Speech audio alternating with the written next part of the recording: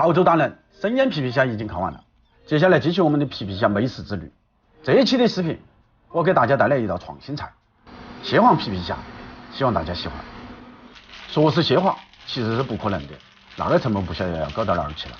还好我们有完美的替代品——咸蛋黄。这种咸蛋黄一整袋也才10几块钱。处理咸蛋黄其实也很简单，先用刀切成小块，再用刀压实，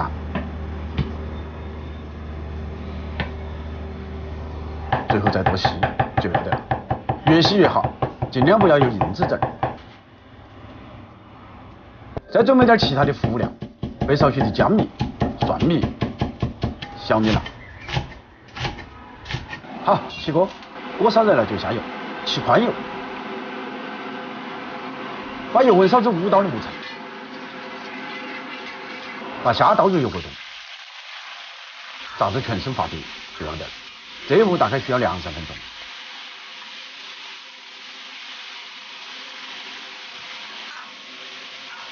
看到虾基本上完全变色了，就捞出炸好的皮皮虾，继续升高油温，炒到8成左右。把皮皮虾重新回锅，复炸大概30秒。这样做的目的是为了让虾更为酥脆。看到虾子完全变白了，就倒出来，控油。重新起锅，留点底油就要得了。把咸蛋黄倒入锅中，用小火快速翻炒，把咸蛋黄炒香，炒至泛沙。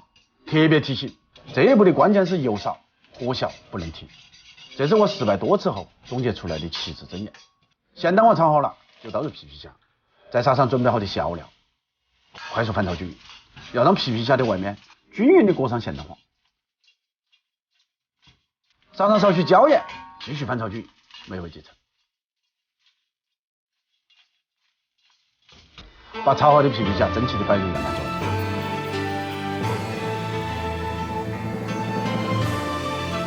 稍稍点缀一下，即可端盘上桌。